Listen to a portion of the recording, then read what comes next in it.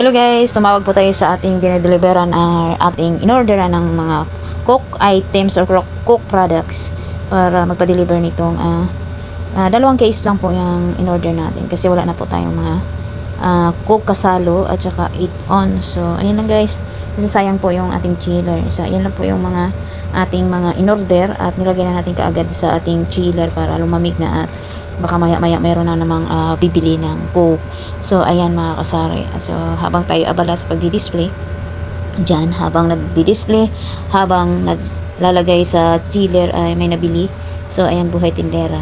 So karag-karag, and then at ako'y aalis kasi niyan, bibili ng tinapay.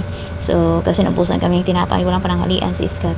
So ayan mga kasari, at kahit pa paano nakapagbenta-benta pa rin. Sayang po na tayo ilang araw lang po. So may item siguro ang na-desisyonan ko kasi kahit may laman pa, isarado ko na muna po mga kasari. So ay inaantay ko na lang yung GTI na parating sa March 3. So ayan, baka magbukas muna tayo hanggang sa makabayad tayo sa GTI na yung nakuha natin sa GTI. So ayan, maraming salamat po sa inyong walang sawang suporta. So thank you so much po guys. And ayan na, tapos na tayong nag-arrange niyan.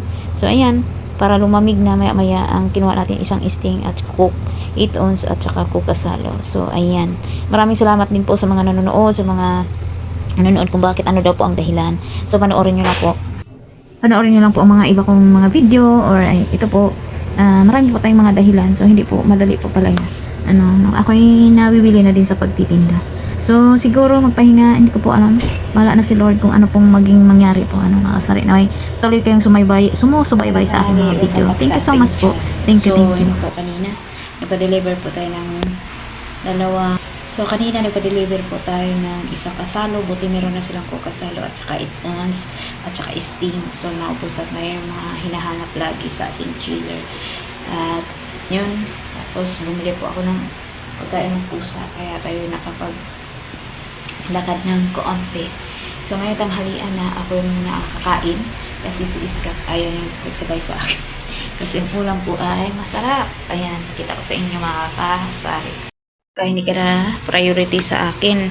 Lalo na pag ako lang dito sa bahay, hindi ko na priority ang aking kakainin. Basta merong available na sardinas. Okay sa alright. Kain na tayo. Gabi na naman guys, tayo na may nagluto na naman tayo ng hapunan. Ito yung aming hapunan. Butter ground with chicken and egg. So ayan, kain tayo.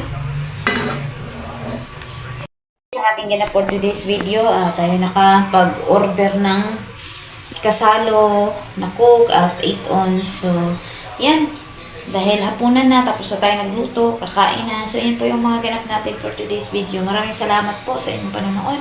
Hanggang sa muli, see you on my next vlog, and God bless po everyone. And please guys, don't skip the ads, and please support also our channel Lean and Scat in the Philippines. Thank you so much for watching. Follow for more and subscribe for more. Bye!